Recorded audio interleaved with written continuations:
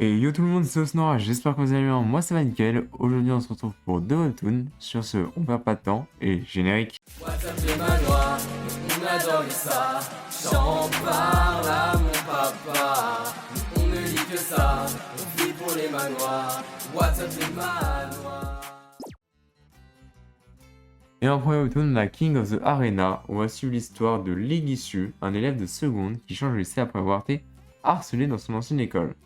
C'est alors que la nouvelle ambiance de son établissement va lui paraître assez conviviale et familiale, en tout cas beaucoup plus que son ancien lycée où il se faisait harceler, mais il va découvrir un peu avec surprise que en fait dans ce lycée, les élèves se battent aussi, mais à un seul et unique endroit. Et là-bas, ils ont libre cours à la violence qu'ils peuvent faire.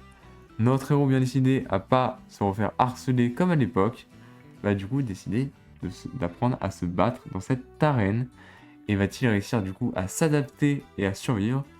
Et bah vous le découvrirez en allant lire King of the Arena qui a actuellement 9 chapitres, c'est pas beaucoup mais c'est le début. Et au moins c'est disponible gratuitement sur Webtoon. Comme d'habitude, moi aussi je vous rappelle que si vous voulez quelque chose de gratuit, vous pouvez toujours vous abonner à cette chaîne. Si vous cherchez des nouveaux webtoons, vous trouverez forcément ce que vous cherchez sur cette chaîne. N'oubliez pas nous aussi de mettre un commentaire si vous voulez discuter de divers trucs, c'est possible. Et sinon, si vous n'avez pas le temps, un petit pouce en l'air, ça soutient toujours énormément. Sur ce, on passe à la suite. La suite, c'est Deadly Hour, qui est un peu particulier.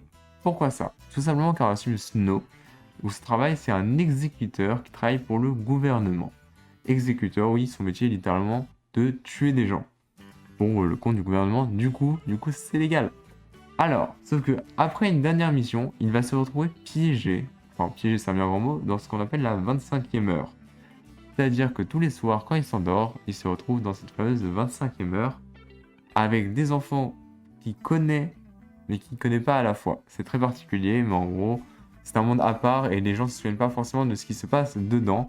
Contrairement à notre héros, qui va se servir de ces informations un peu mystérieuses pour démanteler un complot contre une organisation criminelle nommée Hold. Bien évidemment, un complot beaucoup plus sombre a l'air de se cacher derrière. C'est pour l'instant le début, il y a 14 chapitres, l'histoire est très intrigante et prenante. Je vous conseille vraiment d'aller lire, c'est aussi disponible sur Webtoon et ça s'appelle Deadly Hour.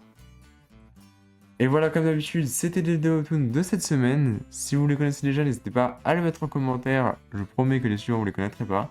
Et en tout cas, c'était Osnora et je vous dis à la semaine prochaine pour une prochaine vidéo. Bye! N'hésite pas à t'abonner, je te le demande s'il te plaît, car cela pourrait bien aider. Et n'hésite pas à supporter. Like.